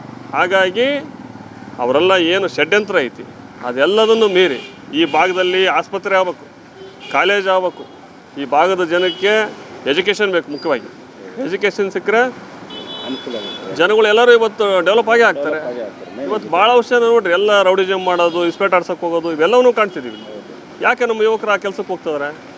ಇವತ್ತು ನಾವೇನಾದರೂ ಅಧಿಕಾರಕ್ಕೆ ಬಂದರೆ ಇಲ್ಲಿ ರೌಡಿಸಮ್ ಮುಕ್ತ ವಾತಾವರಣವನ್ನು ನಿರ್ಮಾಣ ಮಾಡ್ತೀವಿ. ಇಲ್ಲಿ ಆ ಹುಡುಗರಿಗೆ ಎಜುಕೇಷನ್ ಕೊಡ್ತೀವಿ, ಅವ್ರನ್ನ ಒಳ್ಳೆ ಉದ್ಯೋಗ ಕಳಿಸ್ತೀವಿ, ಹಲವಾರು ಕಾರ್ಖಾನೆಗಳನ್ನು ಇಲ್ಲಿ ತಂದು ಹಾಕ್ಲಿಕ್ಕೆ ನಮ್ಮೆಲ್ಲ ಪ್ರಯತ್ನಗಳನ್ನು ಮಾಡ್ತೀವಿ. ಇವರೇನು 25 ವರ್ಷದಿಂದ ಈ ದಕ್ಷಿಣ ಕ್ಷೇತ್ರವನ್ನು ಕಪಿಮುಷ್ಟಿಯಲ್ಲಿ ಹಿಡ್ಕೊಂಡಿದ್ದರು, ಅದಕ್ಕೆ ಬಿಡುಗಡೆ ಕೊಡ್ತಕ್ಕಂಥ, ಮುಕ್ತಿ ಕೊಡ್ತಕ್ಕಂಥ, ಆ ಗ್ರಹಣವನ್ನು ಬಿಡಿಸ್ತಕ್ಕಂಥ ಕೆಲಸವನ್ನು ಈ ಸಾರಿ ದಾವಣಗೆರೆ ದಕ್ಷಿಣ ಕ್ಷೇತ್ರದ ಮತದಾರ ಪ್ರಭುಗಳು ಮಾಡೇ ಮಾಡ್ತಾರೆ. ಆ ಮುಖಾಂತರ BJP ಗೆಲ್ಲುತ್ತೆ, ದಕ್ಷಿಣ ಕ್ಷೇತ್ರ ಅಭಿವೃದ್ಧಿ ಆಗುತ್ತೆ. ಸೊ ಇನ್ನೊಂದು ಈಗಾಗಲೇ ಸಾಕಷ್ಟು ಮೂಢನಂಬಿಕೆ ಹುಟ್ಟಿಸುವಂಥದ್ದು ಅಲ್ಪಸಂಖ್ಯಾತರಿಗೆ, ಅಂದರೆ ಈಗ BJP ಅವರು ಈ ಬಾರಿಗೆ ಈ ಒಂದು ಕ್ಷೇತ್ರದಲ್ಲಿ ಜಯಬೇರಿ ಬಾರಿಸಿದ್ರೆ ಮುಸ್ಲಿಂ ಮನೆಗಳನ್ನ ನುಗ್ಗಿಬಿಡ್ತಾರೆ, ಹೊಡೆದು ಬಿಡ್ತಾರೆ, ನಮ್ಮನ್ನು ಇಲ್ಲಿಂದ ಬೇರೆ ಕಡೆ ಸ್ಥಳಾಂತರ ಮಾಡಿಬಿಡ್ತಾರೆ, ಈ ರೀತಿ ಒಂದು ಅವ್ರದ್ದೇ ಪಕ್ಷದವರು ಮೂಢನಂಬಿಕೆ ಹುಟ್ಟಿಸ್ತದೆ ಸರ್. ಇದ್ರ ಬಗ್ಗೆ ತಮ್ಮ ರಿಯಾಕ್ಷನ್ ಸರ್? ಇದು ಕಾಂಗ್ರೆಸ್ಸಿನ ಕುತಂತ್ರ ರಾಜಕಾರಣದಲ್ಲಿ ಇದು ಮೊದಲನೇ ಭಾಗ. ಇದು ನೆಹರು ಕಾಲದಿಂದ ನಡ್ಕೊಂಡ್ಬಂದಿರೋದು. ಇವತ್ತು ಸೆಂಟ್ರಲ್ನೇ BJP ಬಂದುಬಿಟ್ರೆ ಇಲ್ಲಿರೋ ಮುಸ್ಲಿಮ್ಸ್ ಎಲ್ಲ ಪಾಕಿಸ್ತಾನ ಕೊಡಿಸ್ಬಿಡ್ತಾರೆ ಅಂತಂದರು. ಎಲ್ಲ ಪಾಕಿಸ್ತಾನ ಕೊಡಿಸ್ಬಿಟ್ರೆ ಇವತ್ತು ನರೇಂದ್ರ ಮೋದಿಜಿ ಏನು ಇವತ್ತು ಅನುದಾನಗಳನ್ನು ಕೊಟ್ಟಿದ್ದಾರೆ. ಇವತ್ತು ಗ್ಯಾಸ್ ಇರ್ಬೋದು, ರಸ್ತೆ ಇರ್ಬೋದು, ಹಲವಾರು ಅನುದಾನ ಕೊಟ್ಟಿದ್ದಾರೆ. ಧರ್ಮದ ಆಧಾರದ ಮೇಲೆ, ಜಾತಿ ಆಧಾರದ ಮೇಲೆ ಕೊಟ್ಟಿಲ್ಲ. ಯಾರು ಬಡವರಿದ್ದಾರೆ ಎಲ್ಲರಿಗೂ ಕೊಟ್ಟಿದ್ದಾರೆ. ಇವತ್ತು ಹೋಗಿ ಆಜಾದ್ ನಗರದಾಗೆ ಅಲ್ಲಿರ್ತಕ್ಕಂಥ ಮುಸಲ್ಮಾನರು ಕೇಂದ್ರ ಸರ್ಕಾರದ ಎಲ್ಲ ಅನುದಾನಗಳನ್ನು ತಗೊಂಡಿದ್ದಾರೆ. BJP ಬಂದರೆ ನಾವು ಯಾರ ಮೇಲೂ ದೌರ್ಜನ್ಯ ಮಾಡೋ ಅಂಥದ್ದು ಇಡೀ ದೇಶದಲ್ಲಿ ಎಲ್ಲಿ ಉದಾಹರಣೆ ಇಲ್ಲ. ಇವತ್ತು ಎಲ್ಲಿ BJP ಸರ್ಕಾರ ಆಯಿತು ಅಲ್ಲಿ ಮುಸಲ್ಮಾನರು ನೆಮ್ಮದಿಯಿಂದ ಬದುಕ್ತಿದ್ದಾರೆ. ಇವತ್ತು ಇದು ಶಾಂತಿಯನ್ನು ಹೇಳ್ತಕ್ಕಂಥ ಪಕ್ಷ. ಇದು ಇವತ್ತೇನಾರ ಸಾಮರಸ್ಯವನ್ನು ಕಲಿಸ್ತಕ್ಕಂಥ ಪಕ್ಷ ಇದ್ರೆ ಅದು BJP ಪಕ್ಷ. ನಾನು ದಾವಣಗೆರೆಯ ಜನರಲ್ಲಿ ಮನವಿ ಮಾಡ್ತೀನಿ, ಈ ರೀತಿಯ ಭ್ರಮೆಗಳಿಗೆ, ಸುಳ್ಳುಗಳಿಗೆ ನೀವು ಯಾವುದೇ ರೀತಿಯ ಬಲಿಪಶು ಆಗಬೇಡ್ರಿ. ಇವತ್ತೇನು ಇಲ್ಲಿ ಒಂದು ಅಧಿಕಾರವನ್ನು ಇಡ್ತಕ್ಕಂಥ ಬಂಡವಾಳಶಾಹಿಗಳಿದ್ದಾರೆ, ಈ ರೀತಿಯ ನಿಮ್ಮನ್ನು ಭಯಪಡಿಸ್ತಕ್ಕಂಥ ಕೆಲಸವನ್ನು ಮಾಡ್ತಿದ್ದಾರೆ. ನಾಳೆ ಇಲ್ಲಿ BJP ಅಧಿಕಾರಕ್ಕೆ ಬಂದರೆ ಇಲ್ಲಿರ್ತಕ್ಕಂಥ ಮುಸಲ್ಮಾನರಲ್ಲಿ ರಾಷ್ಟ್ರ ಭಕ್ತಿಯನ್ನು ಮೂಡಿಸ್ತಕ್ಕಂಥ ಕೆಲಸವನ್ನು ನಾವು ಮಾಡ್ತೀವಿ.